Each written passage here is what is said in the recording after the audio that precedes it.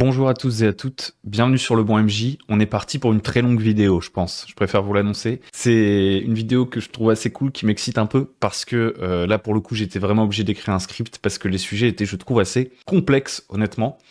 Cette vidéo, en fait, c'est un peu une réponse à un post que j'avais fait sur YouTube récemment, où je vous posais la question des sujets que vous aimeriez voir abordés quant à Shadow Dark, en fait. Après la présentation des classes, etc., si vous aviez des questions là-dessus. Est-ce que ça valait le coup de faire une foire aux questions, un truc comme ça? Il y a eu plusieurs réponses. Il y a des gens qui m'ont dit, on voudrait avoir la présentation des classes au-delà des classes de base, d'autres sur l'équilibrage du jeu et tout. Je me suis dit que ces aspects plus techniques, plus attachés intrinsèquement à la mécanique, ou alors tout ce qui va être plus du ressort de la préparation, etc., je les aborderai sûrement plus dans des vidéos plus spécifiques, en fait, plutôt que d'essayer de tout faire à la va-vite. Je pense qu'il y a vraiment des choses à creuser. D'ailleurs, j'espère que vous avez apprécié la manière dont, justement, j'ai creusé, au moment où vous allez voir cette vidéo, les 2 premières classes. Il y en a encore 2 à venir et ensuite il y aura les suivantes. Je pense que quand on prend le temps de s'attarder vraiment longuement sur un sujet, en fait, on commence à avoir, à déceler, en fait, tout un tas de nuances intéressantes. Bref, parmi ces questions, il y en a 2, par contre, que j'ai relevées et qui me semblaient être plus soit des questions de philosophie de jeu, que je trouve vraiment intéressantes à aborder, des questions un peu plus méta, un peu plus au-dessus des règles du jeu, je sais pas comment dire.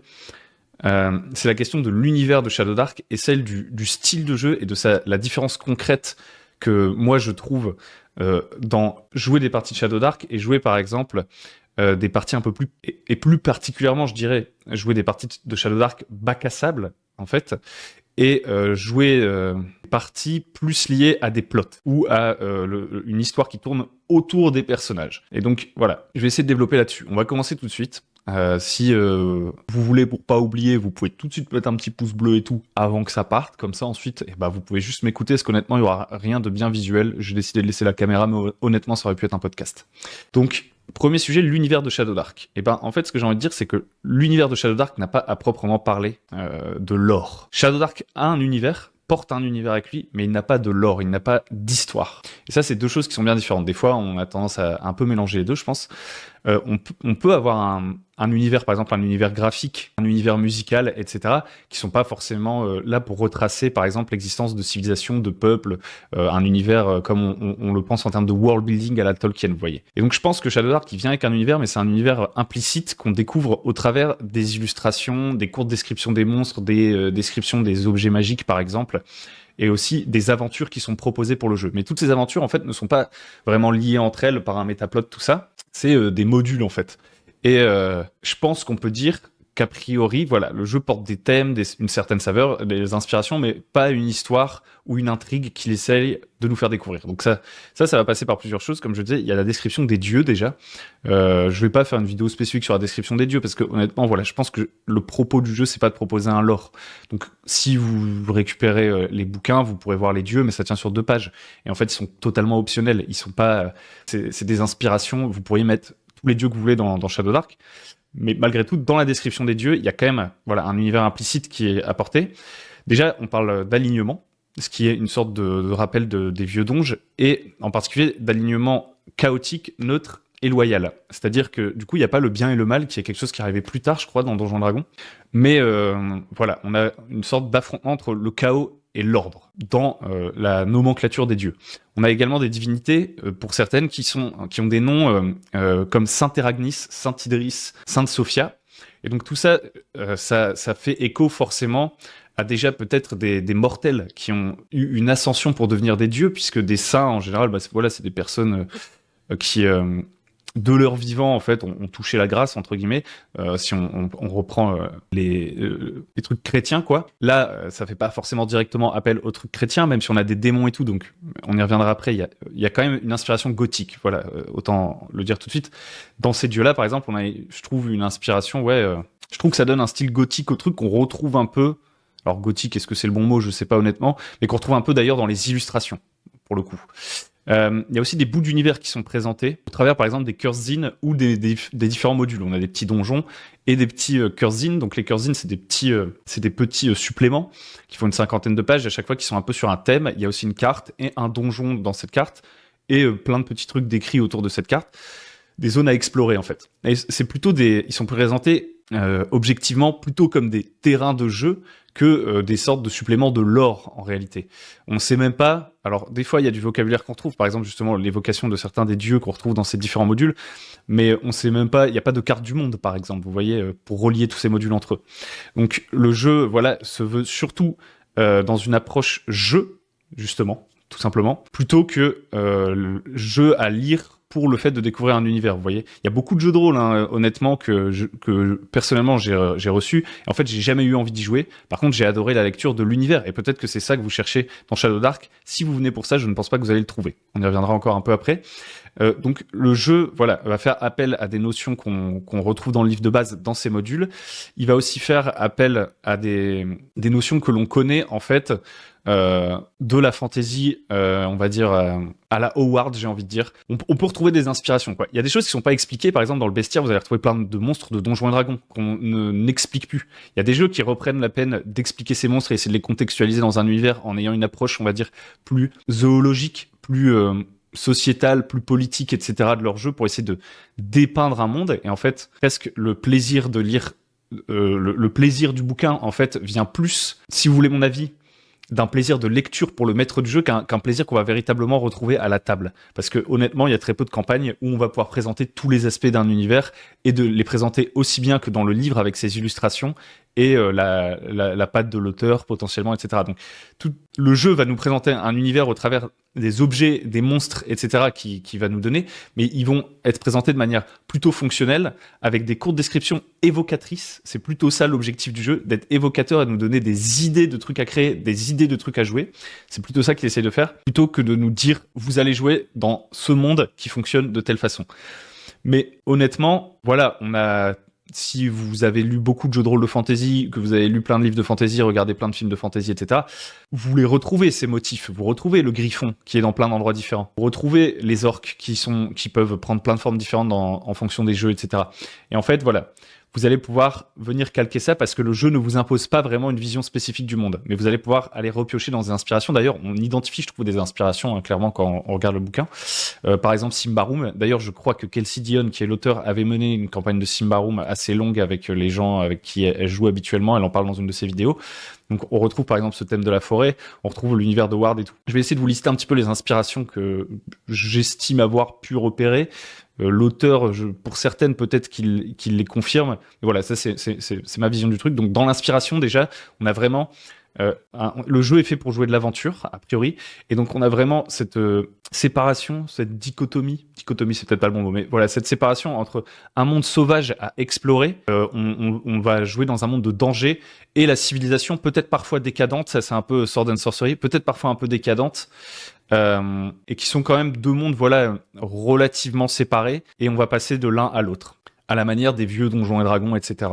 On a aussi, je pense, pas mal de trucs liés au folklore, en fait, notamment à travers les curse zines, justement. Par exemple, on a un curse zine qui s'appelle Midnight, je sais plus quoi, Midnight Sun, un truc comme ça, qui se focalise réellement sur le folklore scandinave, puisqu'on nous ajoute deux classes qui sont le loup de mer, qui est une sorte de viking et qui va avoir des bonus pour naviguer en mer et qui va pouvoir, entre guillemets, avoir des bénédictions des dieux pour se battre, et avec à côté un seer, donc un devin, un voyant ou une voyante, qui va être en contact avec les dieux et va tirer ses pouvoirs en fait de l'interprétation du destin, etc. avec des sorts qui s'appellent, il y a un sort qui s'appelle Ragnarok, un sort qui s'appelle l'arbre monde, un sort qui s'appelle le serpent monde et tout, je crois. Et on a même des dieux, Odin, Freya, enfin je veux dire, il y a pas d'ambiguïté quoi. Donc le folklore c'est une des inspirations, ça c'est sûr, comme Donjons et Dragons à la base. Mais là c'est une revisite. Il y a certains trucs qui sont vraiment repris de la culture Donjons et Dragons, d'autres qui sont un peu revisités plus dans une approche, on va dire, ouais, folklorique, littéralement. Ensuite, on va avoir aussi pas mal, comme imaginaire, un truc qui va revenir souvent, c'est les cryptes, les démons, les clercs, les paladins, donc vraiment un combat des forces, pas nécessairement du bien, mais de la lumière, contre des trucs qui sont tapis dans les abysses, dans les profondeurs, loin dans l'espace, etc. Donc on a une forme d'horreur cosmique, puisque déjà il n'y a pas de mythe de création. A priori dans le bouquin, quand on vous présente les dieux, on n'a pas une présentation un peu gnostique, genre le monde a été créé de telle manière, ou un panthéon a fait ceci, cela. Les dieux sont vraiment présentés comme quelque chose de très lointain, et on leur donne pas vraiment d'agenda spécifique.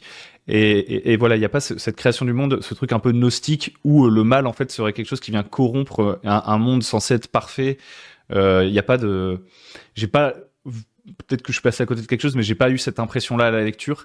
Et donc tous les dieux, etc., on connaît pas forcément leur origine, et donc je trouve que ça donne ce côté horreur cosmique, entité incompréhensible et tout, qui font que nos personnages, ça va renforcer le côté ils sont tout petits. Et peut-être le côté un peu horrifique aussi des monstres qu'on va rencontrer et tout ça. Ensuite, dans la présentation des créatures et des adversaires les plus puissants du bestiaire, par exemple, on n'essaye pas a priori de créer une toile d'intrigue qui les relierait dans une mythologie particulière et tout. Il y a quelques monstres qui ont des trucs spécifiques, genre l'oracle aux 9 yeux, je crois. La tarasque, etc. En fait, dans leur description, en fait, on va vraiment les présenter, voilà, plutôt comme des entités, avec une petite histoire de ce que supposément ils auraient fait, des suppositions sur leurs origines, etc. Mais c'est à peu près tout. Il y a quand même des motifs qu'on va retrouver, des patterns. C'est là où j'ai envie de dire que le jeu ne se contente pas d'être un bestiaire technique. Il y a quand même une patte et tout. Et si ça tombe, je sais pas, peut-être que moi, c'est pas quelque chose qui m'intéresse particulièrement, mais il y a des gens, à force de recroiser toutes les informations, par exemple, l'utilisation de certains chiffres. Par exemple, le chiffre 9, il revient pas mal sur des objets magiques dans certains modules, sur le nombre d'yeux de certaines créatures et tout. Il y a certaines symboliques qui peuvent peut-être se recouper. Si ça tombe, il y a quelque chose à en déduire, mais honnêtement, je ne cherche pas à recoller les pièces de ce puzzle. Et ensuite, on retrouve ça aussi, on retrouve une saveur dans les Monster Mondays. Donc c'est toujours les histoires de monstres. Kelsey Dion crée avec sa communauté, d'ailleurs parfois, il y a des sortes d'événements comme ça, un monstre qui est publié chaque mois avec son bloc de stats, mais aussi une illustration et un petit texte de saveur. Et on retrouve encore une fois des trucs assez folkloriques, qui ont une symbolique en fait. Typiquement, l'un des plus récents, c'est le joueur de flûte. Donc le joueur de flûte, on n'est pas obligé de créer tout un lore autour. Vous voyez, ça nous rappelle peut-être un dessin animé qu'on a vu, un conte qu'on a vu, un livre qu'on a lu, une interprétation du joueur de flûte en tant qu'entité dans différentes fictions. On a repris justement ce personnage du joueur de flûte et on va pouvoir aller un peu piocher dedans. Et pareil pour le bouffon, il y a aussi le seigneur d'Antioche qui est un vampire, etc. Donc voilà, on a des créatures qui sont très évocatrices, mais dont on n'a pas nécessairement de métaplot en fait. Donc on retrouve les inspirations, mais le jeu nous invite, je pense, au-delà d'être une présentation technique, il se veut évocateur et il veut nous proposer en fait des accroches, des inspirations qui seront matière à créer nos propres terre d'aventure, littéralement, parce que le jeu, c'est ça, c'est un jeu d'aventure, et nos propres bacs à sable, a priori, je dirais, ou nos propres petits modules, nos propres petits donjons. Et c'est d'ailleurs ce que je fais en fait dans la Shadow March. Si la question, je sais pas si c'était ça la question, c'était d'en savoir plus sur l'univers, parce que la personne qui avait posé la question pensait qu'en fait l'univers de la Shadow March c'était l'univers de Shadow Dark. Ça n'est pas le cas en fait. L'univers de la Shadow March c'est un univers maison dans lequel je vais mettre du Shadow Dark tel quel parfois, ou modifié parfois, ou toutes mes propres inspirations en fait. Et c'est pas un univers officiel en fait. C'est là où je veux en venir. Ensuite, je dirais que pour conclure, jouer à Shadow Dark, obtenir Shadow Dark, lire Shadow Dark, il faut pas y venir en espérant... la promesse n'est pas de découvrir les mystères du lore et d'explorer le monde créé par un auteur, comme on pourrait le faire dans Dead Genesis, Symbaroum, ou des jeux à métaplot comme Shadowrun, Vampire et tout. Vous trouverez pas ça en fait dans Shadow Dark. Si vous cherchez de l'inspiration comme ça, prenez d'autres jeux. Moi, honnêtement, je préfère... Enfin, dans Shadow Dark, je trouve exactement ce que j'ai envie en termes de mécanique, plus plein de petites inspirations, mais où on me dit pas ce que je dois en faire.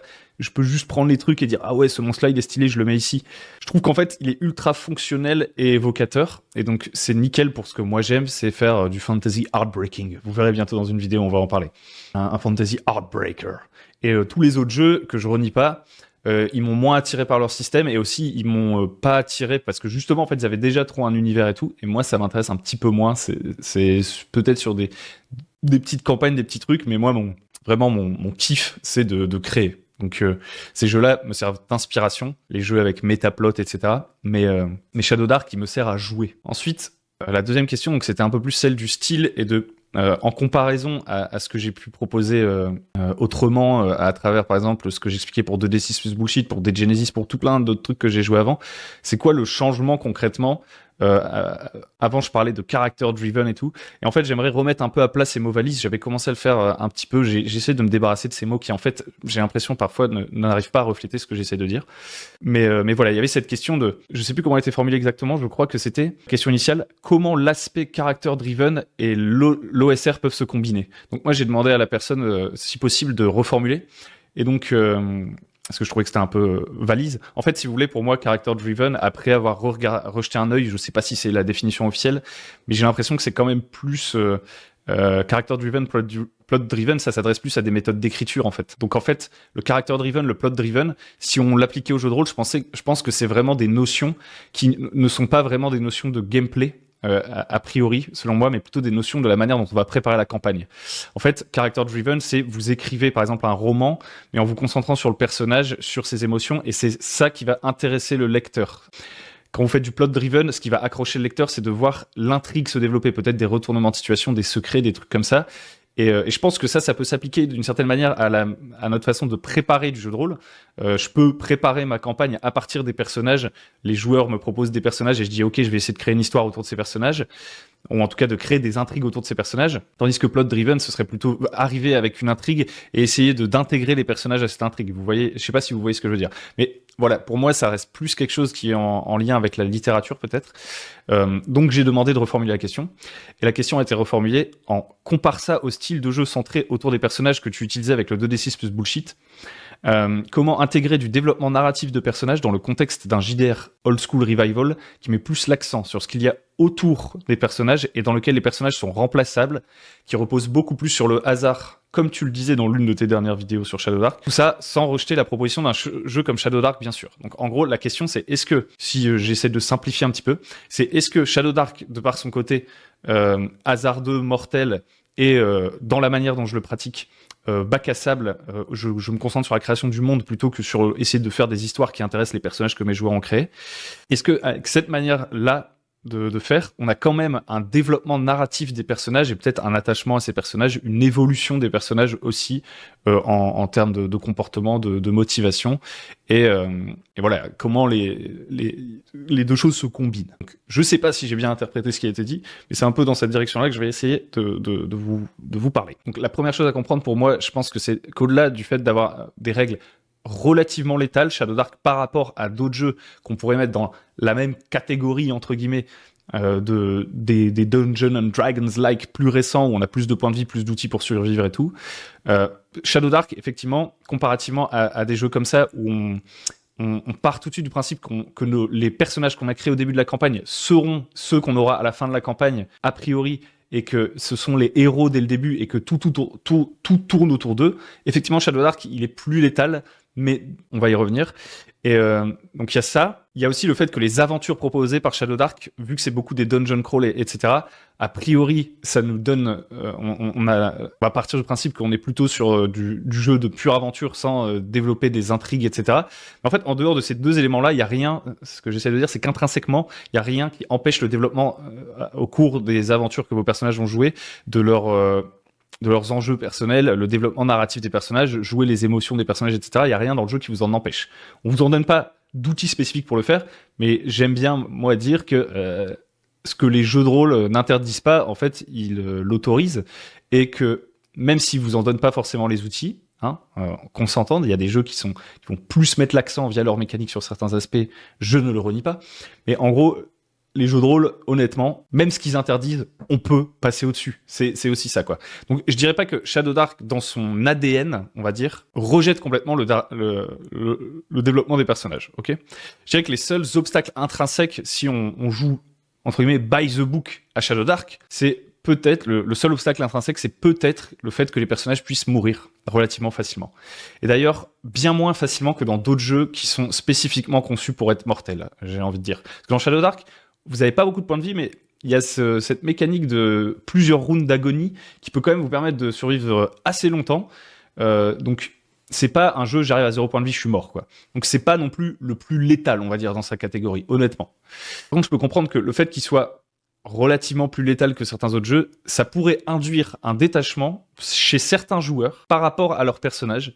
Je pense que ça va dépendre vraiment des joueurs en question et que surtout, en fait, l'attachement au personnage va se créer de manière bien différente que dans certains autres jeux. Tout ça pour dire que le jeu n'interdit pas le développement de personnages. mais la manière dont les modules qui présentent, mais la manière dont les aventures qui sont créées pour le jeu sont présentées, la plupart du temps, effectivement, ça parle pas d'intrigue de personnages et on prend pas du tout en compte les motivations des personnages dans ces modules.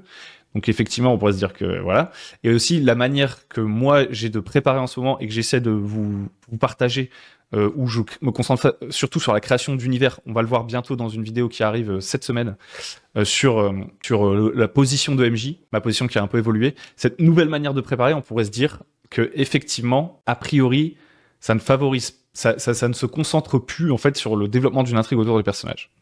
Maintenant, je vais essayer de développer pourquoi ça n'est pas le cas selon moi, et qu'en fait, il y a un véritable développement narratif des personnages, justement, et que moi, à titre personnel, là, il y a une question des goûts et des couleurs, je trouve beaucoup plus puissant. Donc d'abord, dans le Old School Revival, ou jeu Old School, blablabla, qui est pas défini par l'Académie française, hein, honnêtement, donc qui est plutôt une sorte de mouvement et tout. Alors il y a des tentatives de définir ce que c'est, et chacun va dire non, c'est plutôt ci, c'est plutôt ça. Moi, honnêtement, c'est pas ce qui m'intéresse. Là, je vais vraiment parler de mon expérience. Les puristes et les grognards ne seront peut-être pas d'accord, et ceux qui cherchaient une définition précise seront peut-être déçus. Mais ce que je vois, moi, c'est une volonté de faire en sorte que le jeu se développe plus organiquement. C'est vraiment ça dans la volonté.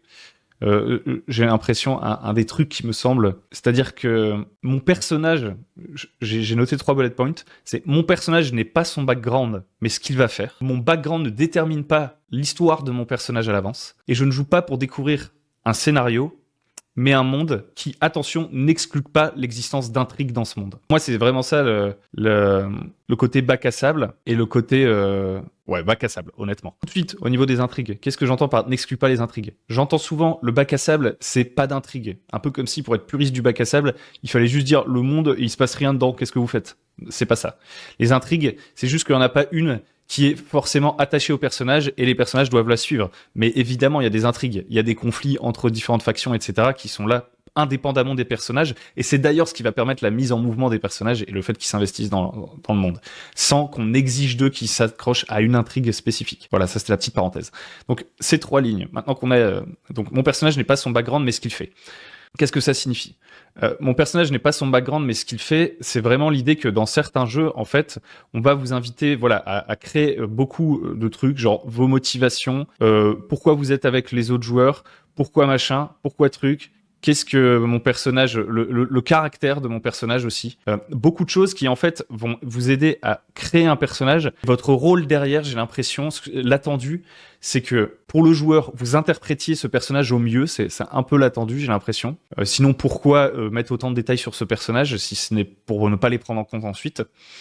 Et la deuxième fonction de ça, ce serait pour le MJ d'essayer de créer justement des intrigues qui vont être attachées à ce personnage et vraiment faire en sorte que, entre guillemets, des intrigues un peu au service du personnage qui a été créé pour le joueur. C'est un peu ça l'idée. Dans le bac à sable, je vais arrêter de dire dans Shadow Dark parce que c'est pas dans Shadow Dark, c'est dans le bac à sable tel que moi j'y joue avec Shadow Dark. Moi, j'ai pas cherché à faire ça. Deuxième truc, c'est mon background ne détermine pas l'histoire de mon personnage. Donc, c'est un peu la même idée que ce qu'on vient de dire. Le deuxième pendant, c'est-à-dire que, en fait, si je crée un background hyper développé et plein de billes pour le MJ pour créer des trucs, et qu'ensuite le MJ crée ces trucs, entre guillemets, on se met d'accord ensemble de se mettre sur certains rails. Ce qui est pas en soi gênant, mais c'est moins organique, c'est un peu plus artificiel, on va développer après. Parce que c'est pas parce que j'ai créé un personnage qui est ultra attaché à un PNJ qu'au début de la partie, je vais être attaché à ce PNJ. Et donc lorsque ce PNJ il va se faire attaquer, honnêtement, je vais aller un peu à reculons en me disant, pour sauver ce PNJ, je vais me dire, bon, ce PNJ, c'est vrai, c'est moi qui ai décidé que mon personnage, il y tenait beaucoup, donc vas-y, j'y vais. Mais des fois, il y a, voilà. En fait, le but de créer un background et plein d'intrigues liées à ce background, c'est d'une certaine manière, d'écrire, entre guillemets, les éléments qui vont permettre le déroulement d'une histoire pas prédéfinie dans toutes ces dimensions, hein, et qui un parcours, en tout cas pour le personnage, des moments clés que ce personnage va devoir rencontrer, etc., etc. Personnellement, moi, ça, je le ressens comme très artificiel à chaque fois que je joue, et ça m'intéresse beaucoup moins maintenant que j'expérimente plus le bac à sable, mais il y a des gens qui kiffent. Donc voilà, j'essaie juste d'essayer avec mes mots, de distinguer un peu les deux dynamiques. Et aussi, finalement, je ne joue pas pour découvrir un scénario, parce qu'une fois qu'en fait j'ai créé mon personnage et que le MJ, je lui ai donné des billes pour créer le truc, en fait, l'excitation, ça devient parfois peut-être un petit peu de voir ce que le MJ a fait de mes trucs. Quel secret il m'a préparé. Oh non, il m'a fait ce plot twist. Oh non, il a pas fait ça. Il y a un peu ce truc-là, vous voyez. Et donc, on joue pour découvrir le scénario, moins le monde, et juste interagir avec le monde et voir ce qu'on a envie de réaliser dans ce monde. Vous voyez ce que je veux dire? On joue pour découvrir ce que le MJ a préparé pour nos personnages. On joue plus pour changer les choses dans un monde qui ne dépend pas forcément de nos personnages, qui vit sur nos personnages. Je sais pas si c'est hyper clair, mais c'est le feeling qui est recherché, je pense. Je vous ai dit, ça va être long, hein. J'espère que vous suivez toujours. D'ailleurs, si ça vous plaît toujours, n'hésitez pas à liker, à vous abonner, à me dire voilà, si vous appréciez cette vidéo. Et puis, si vous n'êtes pas d'accord avec ce que je dis, ou si vous avez des meilleurs mots pour essayer de décrire et tout, honnêtement, je suis ouvert. Mais là, on parle de trucs quand même assez personnels, et j'essaye de vous expliquer avec mes mots, donc vous m'excuserez la longueur. Donc maintenant qu'on a identifié ça, j'aimerais bien dire, d'abord repasser sur la létalité. Et ouais, on fait du ping-pong. J'aimerais dire, en fait, que la létalité non feinte, parce qu'il y a beaucoup de jeux qui sont faussement létaux, soit par leur mécanique, c'est-à-dire qu'on va jouer des combats, etc., et en fait, les règles vont faire déjà qu'il y a très peu de chances qu'on meure en combat, par exemple. Donc, ils sont pas faussement létaux. Leur promesse, c'est pas forcément d'être des jeux létaux. Donc, c'est pas un mensonge, hein, d'accord? Mais c'est juste qu'on va jouer des scènes de combat dont les enjeux sont pas forcément ceux de la vie ou de la mort de notre personnage.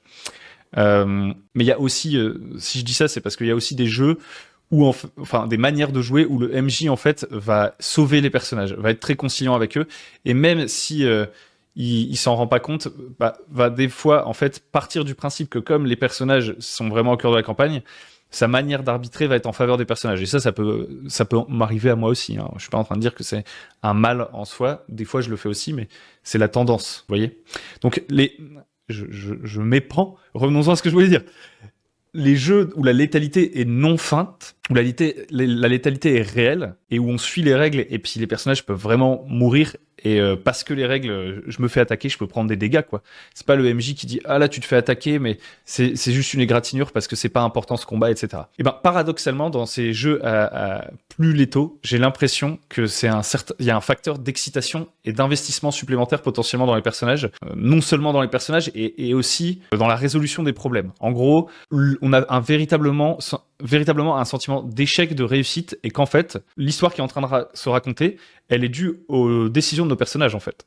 Les dangers, les risques qu'on prend, c'est nous qui avons choisi de les prendre. Les factions qu'on va aider, c'est nous qui avons choisi de les aider. Peu importe les risques, etc. C'est pas les difficultés qu'on rencontre, les obstacles qu'on essaie de surmonter, c'est nous qui avons choisi d'aller au devant d'eux, de choisir comment on allait les surmonter. Je sais pas, il y a un truc comme ça. C'est pas seulement lié à la létalité, c'est aussi lié au fait que y a pas de scénario et que on s'est juste retrouvé à un moment donné dans un monde avec des accroches et qu'on a choisi de faire des trucs, hein. On n'a pas l'impression, voilà, que le scénario se déroule sans notre contrôle, que le rythme est dicté par une intention narrative à la base, de dire à ce moment-là ce sera la scène forte où ils devront courir très très vite, à ce moment-là ce sera la scène machin et tout.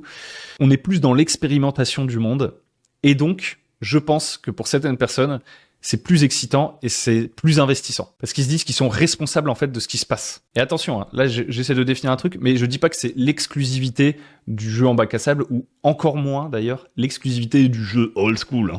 Ne me faites pas dire ce que j'ai pas dit. J'essaie de montrer sur un spectre deux extrêmes que j'oppose. Celui où je joue pour expérimenter mon rôle, le monde dans lequel je vais être, et voir qu'est-ce qui se passe autour de mon personnage et qu'est-ce que je décide de faire. Et celui où je viens pour expérimenter une histoire qui a été conçue pour mon personnage, dans laquelle les moments difficiles, les moments faciles, etc. sont un peu plus potentiellement prévus. Tout dépend de la manière dont c'est préparé. Un autre point, je pense que le fait que certains personnages meurent très tôt et qu'on s'y attache pas forcément, qui est toujours lié à la létalité, c'est pas en soi gênant en fait. C'est d'ailleurs pour certains, je pense, comme moi, tel que je le ressens, préférable parfois à la frustration de la perte d'un personnage que j'ai mis 15 ans à créer. Parce que si je crée un très très long background, je pense que le MJ, il va être un peu en mode j'ai pas envie de tuer son perso, je vais lui mettre des combats faciles au début pour qu'il passe les 3 premiers niveaux, je sais pas quoi. Et moi aussi, peut-être que voilà, comme j'ai passé 200 ans à écrire des trucs sur mon personnage, déjà j'ai une idée très très précise de ce qui devrait lui arriver. Je vais avoir énormément d'attentes vis-à-vis de cette création de personnage, et donc j'ai pas tellement envie que mon personnage meure. Ce serait frustrant plutôt que triste. Je pense pas que une fois que j'ai créé mon personnage, à titre personnel, et je sais pas si c'est le cas pour la plupart des gens, mais je pense pas que une fois que j'ai créé mon personnage, j'y sois immédiatement attaché. Vous voyez ce que je veux dire?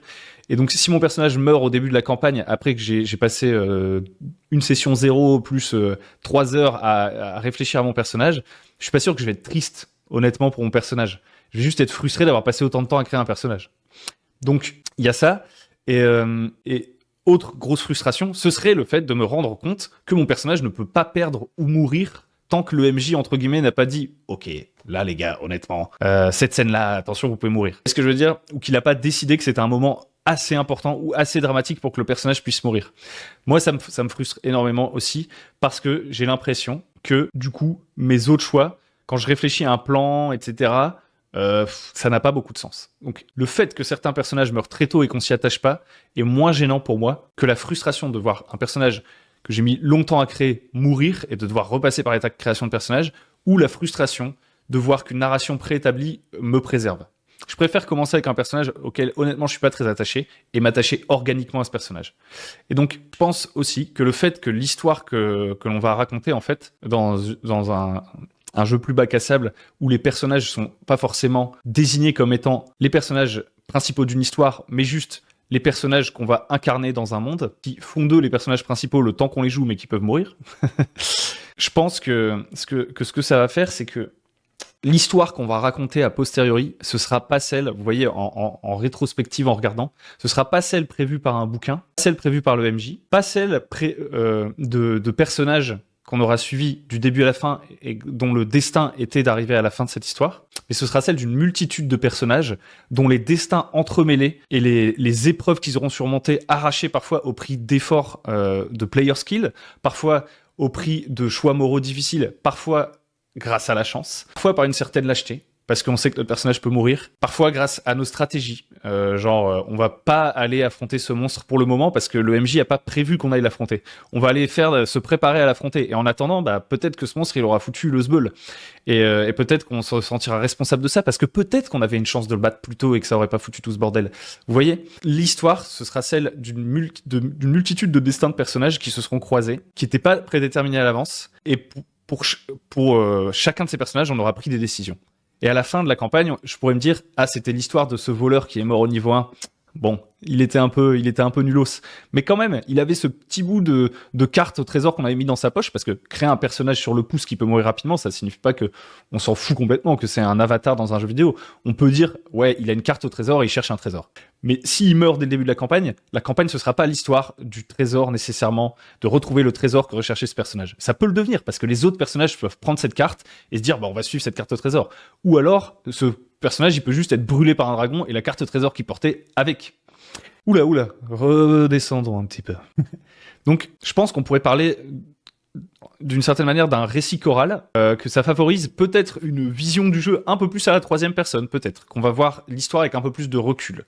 Mais je pense pas que ça va créer un désintérêt ni une pénurie d'émotions du tout. Honnêtement, à ce stade de la campagne de Shadowmarch, on s'est tous attachés au personnage parce que ça fait un moment qu'ils survivent. Mais s'ils doivent mourir, ils doivent mourir. Et en fait, si on s'y est attaché, c'est via toutes les interactions et toutes les choses qui se sont passées organiquement. Ces personnages tenaient chacun sur 5 lignes avant qu'on démarre la campagne. Ils avaient un but, et ensuite, c'est le joueur qui est venu mettre des couches là-dessus et les événements qui ont permis de définir qui sont ces personnages au travers de leurs actes. C'était pas écrit sur la fiche de personnage de, je sais pas, Bauduin, que c'était un mec qui sauvait la veuve et l'orphelin. Peut-être que le joueur, dans sa tête, il se disait déjà qu'il allait le jouer comme ça, mais c'était écrit nulle part. Et donc moi, j'ai pas décidé spécifiquement de mettre des scènes où il fallait sauver la veuve et l'orphelin.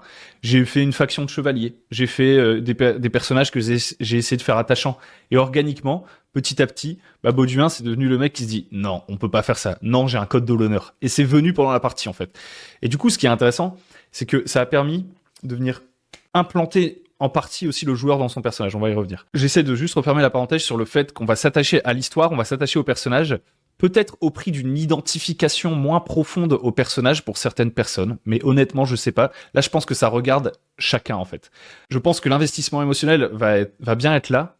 Par contre, peut-être que pour certains, ça va être plus difficile de se mettre dans la peau de leur personnage si c'est vraiment ce qu'ils recherchent, l'incarnation et l'interprétation de quelqu'un qui n'est pas eux, si c'est ça qu'ils viennent rechercher, l'évasion en se mettant dans la peau d'un autre personnage, peut-être que ça va être plus difficile si on n'a pas un gros background, peut-être. Et voilà, je dirais qu'en fait, d'une certaine manière, pour conclure, le véritable marqueur de différenciation, c'est celui de la proposition. Si je devais définir ça avec mes mots, je dirais que dans les campagnes que je faisais en 2D6 plus bullshit, pour revenir là-dessus, qui d'ailleurs, en fait, ne sont pas... la différenciation ne se fait pas tellement sur le système, vous l'aurez compris. Hein. C'était plutôt dans l'intention, dans la proposition. Dans les campagnes que j'avais faites précédemment sur 2D6 plus bullshit, la proposition, c'était plutôt de créer des personnages pour que moi, ensuite, j'essaye de les relier à des intrigues, pour qu'ils soient personnellement impliqués dans ces intrigues dès le départ, qui aurait peut-être un attendu de la part du background, une exigence parfois même à ce que les joueurs, en fait, tout simplement s'intéressent à l'histoire dont ils ont planté les graines et qui n'est pas entièrement, si elle n'est pas entièrement écrite d'avance, en fait, a été pensée pour leur personnage. Et vient même, d'une certaine manière, à ces moments-là, la question de est-ce que je joue vraiment bien mon personnage? Vous voyez? Que je trouve en fait une question qui m'intéresse pas tellement. Moi, j'ai envie que ce soit avant tout le joueur qui fasse ce qu'il a envie de faire dans la partie, pas qu'il se pose la question de est-ce que j'interprète bien mon personnage et est-ce que je fais ce qu'attend le MJ de moi. Est-ce que je joue le personnage de la manière dont je l'avais présenté au MJ et est-ce que du coup je rentre dans les clous par rapport à ce que le MJ voulait faire en tant qu'intrigue et interaction avec mon personnage. Vous voyez, c'est des questions qui m'intéressent moins. Mais encore une fois, je pars un peu dans tous les sens. J'ai l'impression qu'en fait, dans cette manière de faire là, le contrat, d'une certaine façon, c'est je vous ai préparé une intrigue pour mettre en mouvement vos personnages, directement liés au background que vous avez choisi, et il va vous falloir interpréter vos personnages dans ce sens pour que nous puissions tous ensemble passer un bon moment. On pourrait appeler ça du mi-plot, du mi-caractère ou je sais pas quoi. J'ai l'impression que c'est plus un jeu d'interprétation en fait. Interprétation et éventuellement de chercher à savoir ce que c'est la suite de l'intrigue, qui est déjà prévu dans les grandes largeurs. Même si on va pouvoir se mouvoir dans cette intrigue et que le MJ, encore une fois, pourra... je dis pas que tout est prévu à l'avance quand je dis ça. Je dis juste qu'il y a plus de choses qui sont prévues à l'avance. Donc que c'est moins spontané. Les choses sont plus artificielles, pas nécessairement dans un mauvais sens du terme, mais elles sont plus construites en amont qu'organiquement qu'expérimenté. Bon, bref. J'utilise des mots que je pense que je vais regretter parce qu'ils seront mal interprétés, donc je vais m'arrêter là. En comparaison, toujours dans cette proposition, je dirais que ce que j'essaye de faire dans Shadow Dark, c'est créer un monde. Les joueurs créent des personnages. Dans ce monde, il y a plein d'intrigues qui avancent, des accroches, des mystères à découvrir, mais qui sont pas directement attachés à ces personnages, qui sont tout optionnels, mais qui avanceront si les personnages ne font rien. Ensuite, les joueurs arrivent, ils foutent leurs personnages là-dedans, on trouve une situation pour les mettre ensemble au début. Et le but est alors moins de savoir si les PJ vont accrocher à mon scénario et découvrir des mystères prévus spécifiquement pour leurs personnages.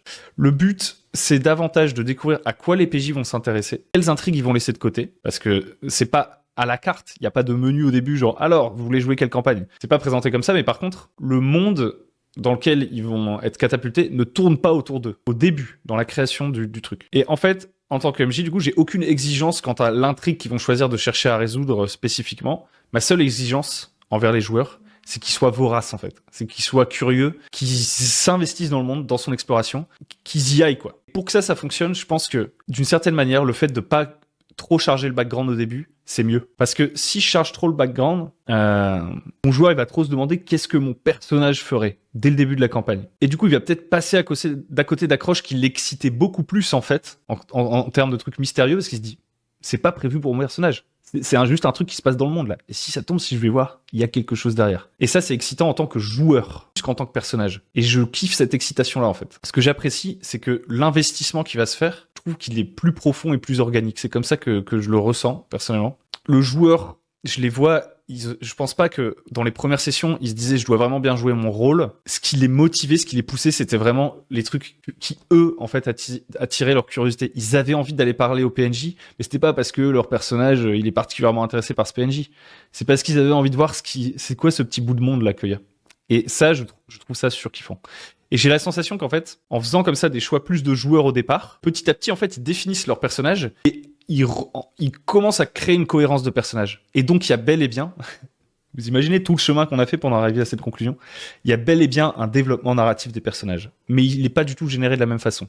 Parce qu'en fait, à force que session 1, j'ai joué Bauduin de telle manière, session 2, j'ai joué Bauduin de telle manière, session 3, Merrick, il a fait ça, session 4, Lorga, il a fait ça, session 5, Nathias, il a fait ça, puis session 6, Nathias, il a fait ça. Le personnage se définit par ses actes, et petit à petit, de manière presque inconsciente, le joueur, il passe au début, je prenais des décisions plutôt en tant que joueur, un peu excité par l'exploration du monde et tout, à de plus en plus, j'agis en cohérence par rapport à ce que j'ai fait dans les parties précédentes. Et mon personnage commence à se construire à travers le jeu. Et je trouve ça très fort. Et je pense que ça crée un grand attachement déjà au personnage, et ça crée du développement de personnage, réellement. Et peut-être qu'à un moment donné de la campagne, comme, une fois de plus, l'intrigue, entre guillemets, il n'y a pas d'intrigue prédéfinie, et genre moi je vais pas dire à mes joueurs, les gars, on avait dit qu'on jouait cette campagne et tout, là ça n'a aucun sens. Non, honnêtement, tant que le personnage le justifie d'une manière pas complètement déconnante, moi je suis prêt à les suivre en fait s'ils ont envie de changer d'objectif. Si demain ils me disent toutes les intrigues dans lesquelles on est, honnêtement ça nous dépasse, venez, on va plutôt essayer d'aller se cacher quelque part ou je sais pas. On y va quoi. Et moi je vais créer des nouveaux trucs et tout. Et du coup il peut aussi y avoir des développements de personnages, mais qui sont entre guillemets de l'initiative des joueurs, dans le sens où l'impulsion première, c'était celle du joueur. Il a envie de faire autre chose de son personnage et il va justifier pourquoi son personnage fait ça. Plutôt que de se dire, j'ai un personnage et ce personnage, c'est un cahier des charges que je dois respecter et je dois rester à fond à jouer ce personnage. Et je pense que ça peut-être... Alors, déjà, peut-être que vous, ce que vous préférez, hein, parce que depuis tout à l'heure, je suis assez dithyrambique sur cette manière de jouer, mais c'est forcément parce que c'est celle que je préfère à l'heure actuelle. C'est logique. Peut-être que vous préférez ce côté un peu plus interprétation et tout, mais je pense aussi, dans une certaine mesure, que parfois c'est plus ça peut être une question de peur. C'est-à-dire que des fois, on a envie que nos joueurs ils créent vraiment un background très très solide parce qu'on se dit que d'une certaine manière, en écrivant ce background, ils ont un peu écrit le contrat de comment ils vont jouer leur personnage et que derrière, on va pouvoir leur remettre sous le nez. Vous voyez, dans certaines campagnes, il y a des gens, ils disent, je le vois, hein, en témoignent certaines discussions sur Discord, mes joueurs, ils font pas du tout ce qu'ils avaient dit, ils avaient créé des personnages, j'avais voulu créer des intrigues pour leurs personnages, en fait, ils s'en foutent. Et des fois, en fait, du coup, ça montre que ce fait de créer plus de choses sur son personnage en amont, c'est d'une certaine manière un contrat que le MJ demande, en fait, pour... Vous voyez ce que je veux dire, pour se rassurer, en fait, pour se dire que si les joueurs jouent leur personnage exactement comme ils l'avaient déterminé au départ, normalement, ils devraient être intéressés par son intrigue. Moi, là, le parti pris, c'est faites les personnages que vous voulez. Moi, je vais mettre des intrigues partout. Et vous irez vers celles qui vous intéressent. Par contre, je veux que vous ayez envie de faire ces intrigues. Si c'est juste pour faire GTA, ou si c'est juste pour faire n'importe quoi, genre juste foutre le sbeul ou ne rien faire, décider que vos personnages ne font rien, c'est pas des aventuriers, ça sert à rien. Mais ça, c'était écrit au début. C'était ça mes exigences. C'était pas faites-moi un méga background, c'était faites-moi un background en 5 lignes, une raison de partir à l'aventure initiale, et surtout, venez dans l'état d'esprit où votre personnage, il sera jamais satisfait de rester plus de 10 ans comme ça, pépère dans son auberge. Si un jour, il décide de se poser et de fonder son auberge, on jouera un nouveau personnage, vous voyez. Et si un jour, il décide de se poser pendant quelques années pour se reposer, un jour, l'appel de l'aventure va revenir un peu comme Bilbo Saquet au début du Seigneur des Anneaux. Il va se dire « Ah, les montagnes, Gandalf, je veux repartir en voyage ». Et c'est tout, c'est la seule exigence que je vais avoir envers les joueurs avant de commencer la campagne. Et ensuite, peut se passer des intrigues politiques, ils peuvent faire des explorations de donjons, ils peuvent partir dans un truc urbain et commencer à faire des jeux entre des gangs et des factions et tout, et il peut y avoir plein d'intrigues, plein de développements dont on ne sait pas lesquels vont arriver. Par contre, ce qui est sûr, c'est qu'il y aura des accroches qui ils pourront se dire « Ah, ça m'intéresse bien de passer dans un nouvel arc un peu plus urbain ». Et ben pourquoi mon personnage, maintenant qu'il a résolu ses problèmes les plus immédiats, il se tournerait pas vers ça, vous voyez. Et du coup, c'est vraiment l'envie du joueur aussi qui guide la campagne. Et d'une certaine manière, j'ai envie de dire que c'est aussi c'est character driven. En fait, je pense que une fois que la campagne a commencé, toutes les campagnes sont character driven. Si vous ne respectez pas ou character centered, toutes les campagnes de jeux de rôle devraient se concentrer sur l'histoire des personnages. On est d'accord. A priori, il y a peut-être des formes plus originales de jeux de rôle. Ça, en fait, c'est un attendu de jeu de rôle. C'est même la base du jeu de rôle, j'ai envie de dire. La nuance ici, je pense, c'est que c'est vraiment player-driven aussi. Il y a un peu de ça. C'est les joueurs qui décident de ce qu'ils ont envie de faire. Et du coup, ça va créer cet attachement aussi. Et avec le temps, les interactions avec les PNJ et tout, il y aura de l'attachement. Mais ça, on va en parler aussi dans une vidéo prochaine, atelier sur les émotions, ma vision du truc dans le bac à sable. Donc voilà, je pense que grâce à ce vide fertile, on va s'attacher à nos personnages. Et je crois que je vais m'arrêter là, parce que cette vidéo va être très longue. J'espère qu'il y en a certains d'entre vous qui l'auront écouté jusqu'au bout. Peut-être que vous n'êtes pas d'accord avec moi et tout. Honnêtement, mon but ici, c'était pas du tout de débattre. C'était de me montrer, je pense qu'il y a un côté un peu poreux, et parfois peut-être qu'on se dit qu'il y a des choses qui sont incompatibles, mais elles sont pas incompatibles en soi. Il y a peut-être certains trucs qui vont être des rebutoires pour certaines personnes. Peut-être que le fait de pas avoir un background très très écrit, ça va aider des gens à s'immerger, mais pour d'autres, ça va pas être gênant. Donc c'est pas toujours telle cause, telle conséquence, vous voyez.